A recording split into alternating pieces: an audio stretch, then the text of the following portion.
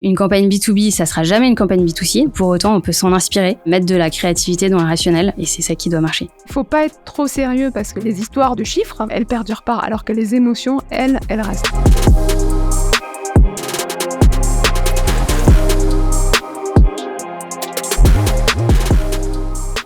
Bonjour à tous et bienvenue dans B2B Talks, un nouveau format proposé par le média J'ai un pote dans la com en partenariat avec LinkedIn. Aujourd'hui au programme, on va essayer de comprendre ensemble les différentes mécaniques pour craquer la com et le marketing B2B. Pour m'accompagner et répondre à mes questions, deux invités de marque puisque je reçois Marion qui est directrice marketing et com chez Conto. Salut Marion, comment tu vas ? Salut Valentin, ravi d'être là. Je suis très heureux de t'avoir avec nous aujourd'hui.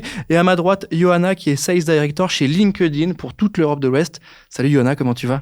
Très bien, merci. Bonjour. Je suis très heureux de t'avoir avec nous. Pour commencer, si tu veux bien, Marion, est-ce que tu peux me dire un petit peu d'où tu viens ? Tu m'as parlé d'une arrivée en 2020 chez Conto. Est-ce que tu peux nous faire un petit historique et nous rappeler la mécanique que tu as pu apporter chez Conto et nous rappeler un peu pourquoi tu es avec nous aujourd'hui ?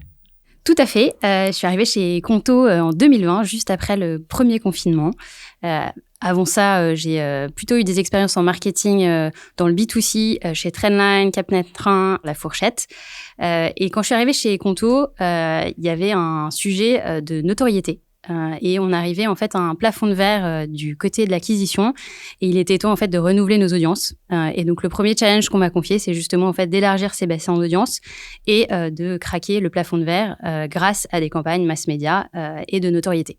Et c'est là qu'on a dû justement y travailler et renouveler un peu les codes des campagnes qu'on avait eu l'habitude de faire, commencer à tester des nouvelles choses. Et pour ça, on y est allé à la fois d'un point de vue média et d'un point de vue créatif. Et c'est là que mon expérience du passé a pu être utilisée. On a vu l'évolution, hein, on sent vraiment le avant-après. Moi, en tant que pro, j'ai vu l'évolution chez Conto sur tous les enjeux de communication de marque. Johanna, de ton côté, est-ce que tu peux nous dire concrètement ce que tu fais au sein de LinkedIn, comment tu travailles avec tes clients et très simplement, quel est le background que tu as sur les sujets B2B ? Absolument. Donc, tout d'abord, mon rôle chez LinkedIn, c'est d'être la directrice commerciale, comme tu as dit, pour l'Europe de l'Ouest. Chez LinkedIn Marketing Solutions, c'est-à-dire la partie publicitaire de LinkedIn, notre rôle, c'est d'accompagner des annonceurs, surtout B2B, dans la mise en œuvre de leur campagne marketing et communication sur LinkedIn. Donc, je suis arrivée il y a 5 ans chez LinkedIn, avec un background plutôt B2C, comme Marion, parce que je venais de chez Amazon et puis avant de chez Lagardère, dans les médias. Voilà, un peu pour les fun facts, si je peux dire. En 5 ans, on a doublé le nombre d'annonceurs qui sont aujourd'hui présents sur LinkedIn. On est devenu un business à 5 milliards de dollars dans la publicité digitale B2B. Et clairement, aujourd'hui, on a 1 milliard de membres qui sont présents sur la plateforme au niveau monde et 68 millions de pages entreprises, écoles, associations, etc., qui vont communiquer sur LinkedIn aujourd'hui. Première question un peu technique, mais évidemment, vous m'avez ouvert la voie avec votre parcours qui est à chaque fois parti sur du B2C et ensuite sur le B2B. Quelles sont les différences les plus palpables, les plus fondamentales entre du B2B et du B2C, que ce soit sur la com globale, que ce soit sur la relation avec le client, que ce soit sur l'acte d'achat ? Peut-être Marion, tu peux commencer à nous dire toi ta vision là-dessus, sur les différences ? Alors, tout d'abord, le B2B, derrière, il y a des vrais clients et il y a des personnes comme vous et moi. Et chez Conto, on s'adresse à des PME, à des entrepreneurs, des créateurs d'entreprises, des freelances, et eux sont comme nous. Et donc, ils ont aussi des émotions. Le rôle de la communication derrière, c'est justement d'aller créer des émotions, susciter ces émotions pour leur donner envie d'acheter ou d'utiliser notre service. Et donc, la communication en B2B, elle n'est pas fondamentalement différente du B2C. En revanche, ce qui est vrai, c'est qu'on a des cycles d'achat qui sont beaucoup plus longs. Il y a beaucoup plus de personnes qui sont impliquées dans la prise de décision. C'est une décision qui est généralement collective et qui est beaucoup plus rationnelle et qui ne répond pas à des logiques d'impulsivité. Et donc, dans ce cadre-là, la communication, elle se doit à la fois créative, mais aussi très rassurante. Et c'est extrêmement important de construire une relation de confiance.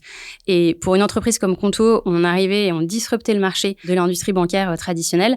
Il y avait un fort enjeu d'être à la fois le challenger et du coup d'avoir une approche assez créative, assez différente de ce qu'on pouvait voir dans l'univers traditionnel, mais pour autant d'être très rassurant parce que finalement il s'agit d'argent et les clients ils ont besoin d'être rassurés quand ils nous confient entre guillemets leurs finances.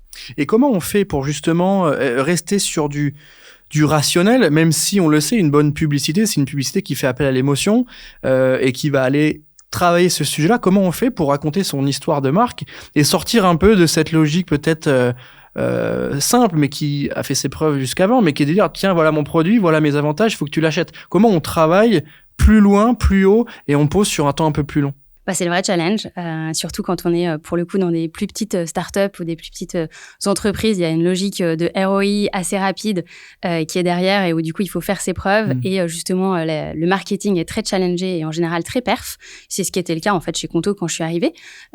Et il a fallu faire pas mal d'éducation en interne pour expliquer la pertinence de travailler la marque, que la marque c'était quelque chose qui se construisait sur le long terme et que les effets on allait les voir petit à petit et qu'il fallait prendre des risques de justement investir sur des canaux un petit peu moins héroïstes à court terme, mais que ça allait nourrir le funnel et qu'on allait avoir des leads plus qualifiés et ensuite mieux convertir et aussi retenir nos clients. Donc, beaucoup d'éducation et surtout de test and learn. Finalement, comme nous, on n'avait jamais travaillé ces canaux, je dirais, de haut de funnel. On a commencé par le faire en testant à la fois du digital, du mass media, de voir ce qui répondait le mieux en fonction de nos cibles. On a des personas marketing et qu'on a plusieurs segments qu'on adresse différemment. Et en fonction des segments et des personas, les canaux de communication ne sont pas les mêmes, les messages ne sont pas les mêmes et les créas doivent aussi être différentes. Et donc, du coup, il y a un challenge, je dirais, d'orchestrer cet ensemble de communication en fonction des personas. Toi, Yona, sur le B2B versus B2C, vous avez des outils, vous avez des solutions à proposer aux annonceurs. Est-ce que tu vois une réelle différence dans les échanges que vous avez avec eux, dans les campagnes, dans les actions de com entre des brands B2B et des brands B2C? Absolument. Et peut-être pour compléter ce qu'a dit Marion, donc nous, on a fait des études et on voit qu'aujourd'hui, le nombre de personnes impliquées dans un achat B2B a augmenté. Ils étaient environ 5-6 il y a 5 ans. Et ils sont environ 9 à 10 aujourd'hui. Donc, on voit le double de personnes impliquées dans l'entreprise pour faire un achat B2B. Donc, c'est toutes les fonctions. Notamment, on voit une prédominance aujourd'hui de la fonction financière qui a un rôle extrêmement important dans l'acte d'achat final B2B. Deuxièmement, par rapport au B2C, il faut voir qu'il faut faire de la com et du marketing pour à peu près 5% des clients qui sont in-market pour acheter votre produit ou votre service à un moment T. Mais il faut bien aller au-delà parce que les 95% autres, ce sont les acheteurs de demain. Il faut les toucher dès aujourd'hui. Et donc ça, c'est une grosse différence en fait par rapport au B2C, c'est qu'il faut pouvoir parler à ces deux cohortes de clients, les clients in-market et les clients futurs. Et tout ça pour construire cette confiance, cette notoriété. Il y a des études qui montrent qu'aujourd'hui, le premier jour d'un lancement d'un appel d'offres dans le B2B, finalement, la solution ou l'entreprise qui est retenue à la fin, pour 80% des cas, faisait partie de la shortlist au début. Donc aujourd'hui, l'enjeu, c'est comment faire partie pour une entreprise du B2B de cette shortlist. Voilà, vous pouvez me contredire, mais je pense que c'est rare de faire des shortlists de dentifrice avant d'acheter un dentifrice. Donc là, on est vraiment sur une démarche qui doit être consensuelle. D'ailleurs, la moitié des achats B2B échouent faute de consensus parce que les gens, ils mettent en jeu leur carrière en fait quand ils font un achat B2B. Donc, je dirais qu'en fait, le mécanisme de prise de décision des acheteurs et des personas, comme l'a dit Marion, est fondamental à comprendre. Et deuxièmement, je pense que la maturité de la marque, de la compréhension des enjeux de marque et pourquoi il faut investir dans la marque, est en train de rattraper aujourd'hui le B2C. Dans le B2C, on donne comme bonne pratique le fait de mettre environ 60% des budgets sur la marque, 40% sur la performance. Dans le B2B, on va être plutôt autour de 45% sur la marque, 55% sur la perf. Et je peux dire que tous nos clients, parce qu'on en voit beaucoup, que ce soit la tech, la finance, l'industrie, etc., tous nos clients n'en sont pas encore à ces 45%. Il y a quand même une culture de la performance, de fait de parler, de tout de suite aller capter des leads, qui est encore très, très présente. Et effectivement, le gros enjeu que tu as mentionné, c'est celui de la mesure. Parce que dans le B2B, on veut à la fois des résultats rapides, parce qu'il s'agit de grosses sommes investies sur la marque ou sur la perf. Mais les cycles de vente, eux, ils peuvent prendre 6 mois, 9 mois, 18 mois. Donc, comment on construit une visibilité aujourd'hui sur la rentabilité du marketing ? Et donc, je pourrais développer ça, mais nous, on a des outils aujourd'hui qu'on met à disposition des annonceurs pour connecter, par exemple, leur CRM, pour avoir une idée de la pipeline générée, des revenus influencés par le marketing qu'ils font, notamment avec, évidemment, LinkedIn. Ça, c'est beaucoup en suivi et en ROI, c'est hyper intéressant. Pour reprendre peut-être le côté créativité. Comment tu vois évoluer ce marché et dans quelle mesure la puissance de la bonne idée vient impacter le B2B? On l'a vu à Cannes, il y a un grand prix pour le B2B. Chaque année, ça fait 2 ans que vous sortez une étude qui est largement reprise. En tout cas, ça fait 2 ans que nous, on la reprend sur J'ai un pote dans la com avec des chiffres assez éloquents.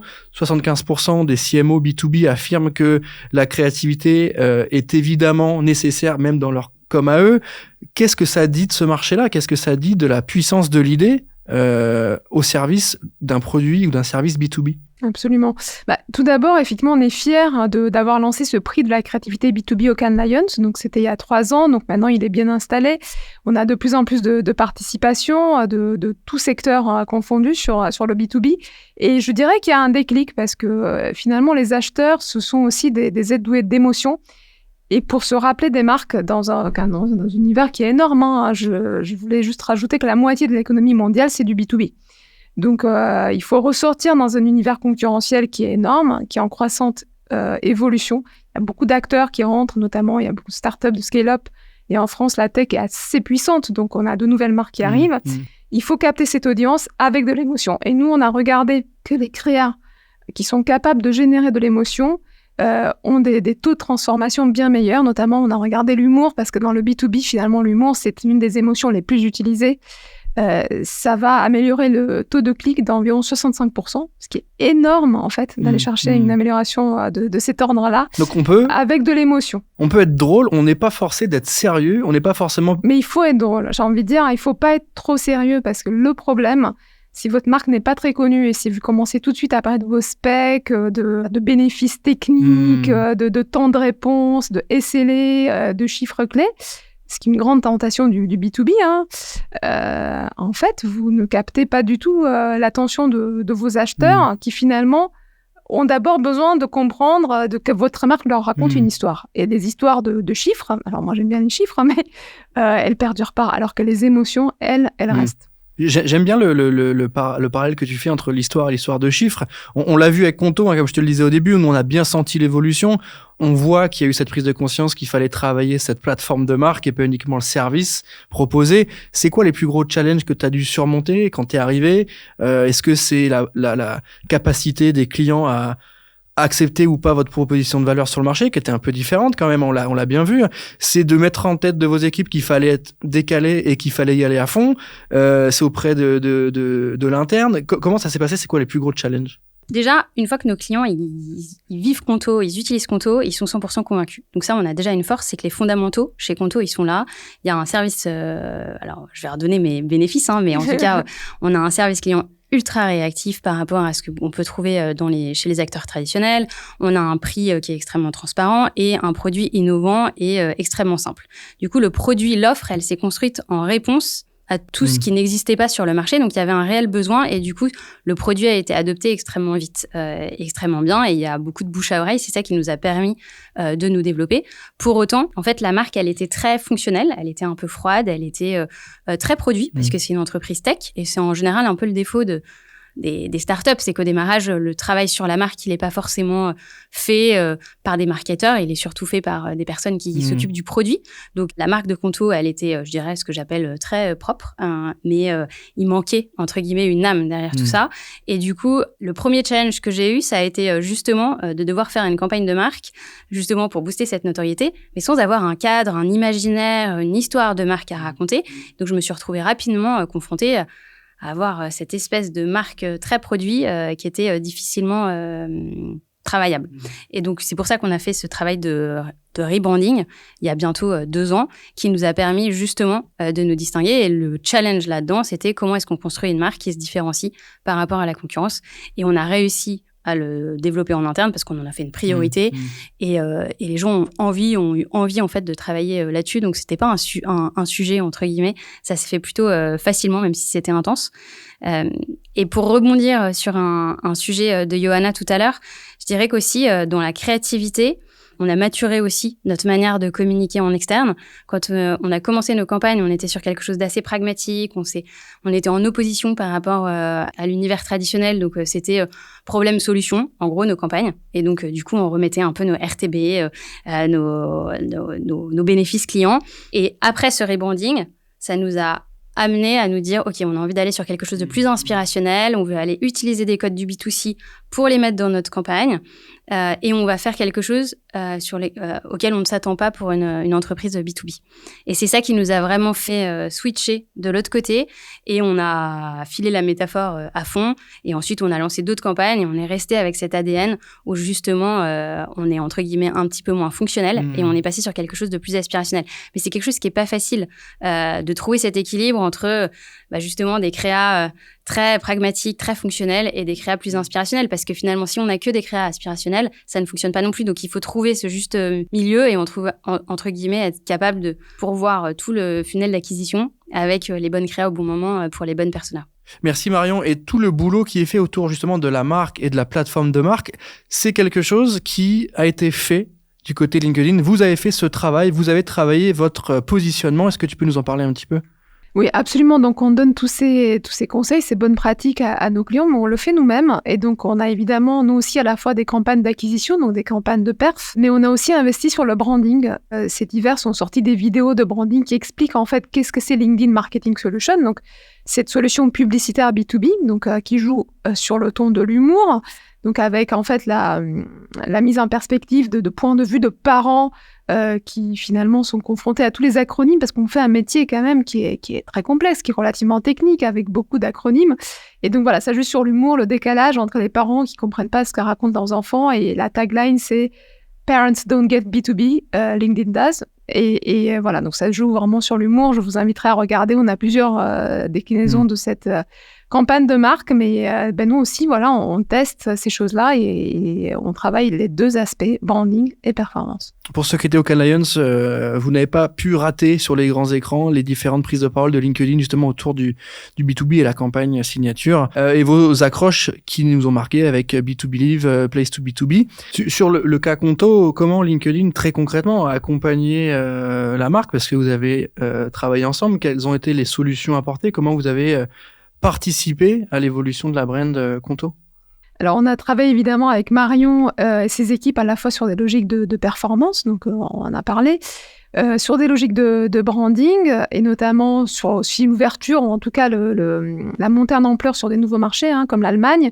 Et je trouvais ça intéressant parce que les équipes Conto ont été aussi très attentives à faire des mesures en fait de l'impact de la marque avec ce qu'on appelle des brand lift studies. Donc, je laisserai Marion nous en parler un peu, mais on a vu ça, on a vu une démarche très rationnelle, à la fois tester évidemment, avoir la perf, tester la brand, mais surtout mesurer l'impact. Donc c'est ce qu'on fait aujourd'hui ensemble avec Conto. Merci Johanna. Je complète avec Marion. En réaction, la collab avec LinkedIn, elle s'est faite comment ? Qu'est-ce que ça vous apporte aujourd'hui ? Alors, LinkedIn, nous, on les utilise pour toutes les facettes de leur offre. On les utilise à la fois sur la partie commerciale, donc pour générer des leads, pour créer de la notoriété, mais aussi sur la partie corporate, pour toutes nos annonces, toute la partie, je dirais, exécutive, thought leadership, et également sur la partie employer branding et sur la partie recrutement. Donc, on utilise, je dirais, toutes les facettes de LinkedIn, ce qui nous permet justement d'avoir un rayonnement très fort. Et aujourd'hui, on se rend compte que sur LinkedIn, en France, via le Brand Lift Study, on a 50% de la population sur LinkedIn qui connaît Conto au moins de nom, ce qui est en fait le double de notre notoriété assistée auprès de notre cible. Donc, on a une forte affinité de notre cible avec LinkedIn, et c'est vrai que c'est un vrai terrain de jeu pour nous d'utiliser les différentes solutions et de pouvoir capter ces différentes audiences. Et donc, avoir autant de présence à l'esprit sur LinkedIn, qui est le réseau social du B2B, c'est quand même game changer. Exactement. Je suis obligé de rebondir sur l'IA. Aujourd'hui, je ne peux pas faire cette émission sans vous poser une question autour de l'IA. Comment vous intégrez l'IA dans vos solutions ? Et côté Conto, peut-être aussi, est-ce que vous avez déjà mis un peu les mains dans le cambouis pour tester les idées, pour trouver des mécaniques un peu créatives ? Johanna, comment vous intégrez, vous, l'IA aujourd'hui ? Alors, l'IA était déjà présente sur LinkedIn il y a quelques années, à travers le machine learning, à travers la manière dont notre algorithme a surfacé en fait les personnes pour se connecter, etc. Là, ce qui est totalement nouveau, notamment sur la partie publicitaire, c'est qu'on a lancé notre solution qui s'appelle Accelerate, qui va permettre aux professionnels du marketing de créer leur campagne en 5 minutes sur LinkedIn, juste en utilisant l'URL du produit, du service à mettre en avant. Et notre solution Accelerate va faire à la fois le texte d'accroche pour la publicité, On peut faire le visuel si le client le souhaite, et surtout toute la partie targeting et setup des campagnes. Donc, on va passer peut-être de 15 heures de travail à 15 minutes. C'est quand même un énorme gain de productivité, de temps. Et surtout, en fait, là où je vois énormément de valeur ajoutée, c'est sur cette partie targeting, parce qu'on sait très bien que dans le B2B, un des nerfs de la guerre, une fois qu'on a les bonnes créas, qu'on est d'accord en fait sur la stratégie adoptée branding perf, c'est le targeting. C'est de targeter les bons buyer groups, de faire du test and learn, comme disait Marion. Et effectivement, cette solution est en train d'être déployée sur tous nos clients et sera disponible en France chez tous nos annonceurs avant la fin de l'année. On prend du coup le rendez-vous. Chez Conto, l'IA, ça donne quoi ? Alors, on a hâte d'utiliser votre solution. Excellent. Aujourd'hui, on ne l'utilise pas encore sur la partie advertising. On l'utilise beaucoup plus en interne pour l'amélioration de la productivité. Un exemple concret côté marketing sur la partie localisation du contenu, c'est justement via l'IA qu'on teste pas mal de choses et on l'utilise évidemment côté tech, produit. Aujourd'hui, on fait plein d'expérimentations, mais on ne l'utilise pas encore sur la partie advertising et c'est quelque chose qu'on aimerait tester beaucoup plus parce qu'on est assez friand de toutes les innovations. J'ai une question. Qu'est-ce qu'on dit aujourd'hui aux annonceurs qui nous écoutent, qui sont dans l'univers B2B, qui hésitent à se lancer sur des campagnes, qui jouent sur l'émotionnel ? Qu'est-ce qu'on leur dit à ceux qui nous écoutent ? Est-ce qu'on leur dit pour se motiver à travailler autre chose que le produit ? Qu'est-ce qu'on leur raconte ? Alors moi, je leur dis 6 fois plus. Donc 6 fois plus quoi ? On a fait des études qui montrent que lorsque une entreprise va utiliser à la fois du branding et de la perf, le taux de clic sur la perf, qui les intéresse parce que c'est les leads, est multiplié par 6. Et donc ça, je pense que c'est vraiment une bonne raison d'embrasser cette idée de faire du branding et pas seulement de la perf. Et on a vu beaucoup de nos clients qui ont commencé par la perf, qui sont revenus effectivement sur le branding, et quand ils font les deux, et les résultats sont phénoménaux. J'ai d'autres exemples, mais... J'ai mon bras droit qui est sur les chiffres, et ça me va très bien. J'ai mon bras gauche qui est sur l'émotionnel, les idées. Qu'est-ce que tu dis à tes confrères, à tes partenaires marques qui vont sur du B2B, qui ont besoin d'y aller vraiment ?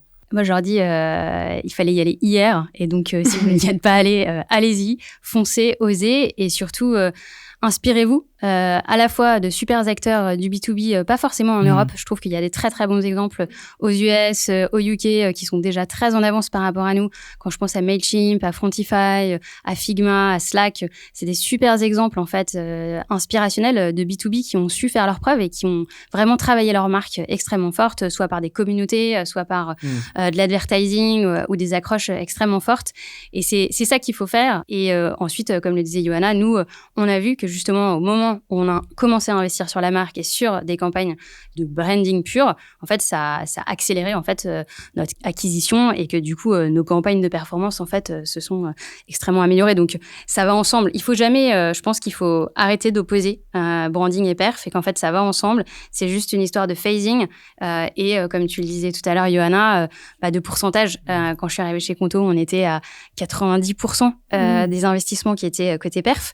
Aujourd'hui, je pense qu'on est bien pas très loin du benchmark de 45-55 sur la France parce que c'est un marché mature. Et une fois de plus, je pense qu'il faut penser aussi à la maturité des marchés sur nos marchés sur lesquels on est moins mature, comme en Allemagne, en Italie, en Espagne. Là, on se cherche un petit peu et on est encore sur des ratios de perf qui sont plus importants. Mais on a fait des tests, on est allé complètement à l'encontre de notre playbook de ratio perf-brand sur certains marchés parce qu'on a voulu aller mettre plus sur la brand pour voir si ça réagissait bien. Pour terminer, est-ce que, Marion, tu as un cliché qui te sort peut-être un peu par les yeux autour du B2B ou un stéréotype que tu as envie de combattre aujourd'hui ? En général, on se dit qu'une campagne B2B, elle est forcément boring et qu'elle est en général très déconnectée de la réalité. Parce que je pense tout de suite B2B, je pense soit c'est que des chiffres, c'est super technique et je comprends rien, ou alors c'est une campagne complètement perchée qui est très loin de la réalité du client et du coup c'est très corporate et c'est pas du tout finalement inspirationnel. Ça fait le contraire de ce qu'on attend. Je pense qu'il faut réussir à trouver le bon mix. Une campagne B2B, ça sera jamais une campagne B2C, donc ça il faut pas l'oublier. Pour autant, on peut s'en inspirer, mettre de la créativité dans le rationnel et c'est ça qui doit marcher. À l'inverse, Johanna, est-ce qu'il y a un tips, un do qu'il faut absolument avoir en tête quand on fait une campagne, une activation B2B ? Alors, je dirais qu'en fait, aujourd'hui, il y a deux choses que j'aimerais dire. La première, c'est que n'oublions pas que la marque existe sur plusieurs territoires. Il y a la marque commerciale, donc les produits, les services, mais il y a la marque employeur et puis il y a la marque corporate. c'est souvent les valeurs, la vision qui est incarnée, la contribution à la société. Déjà, j'encourage tous les acteurs du B2B de jouer sur les trois.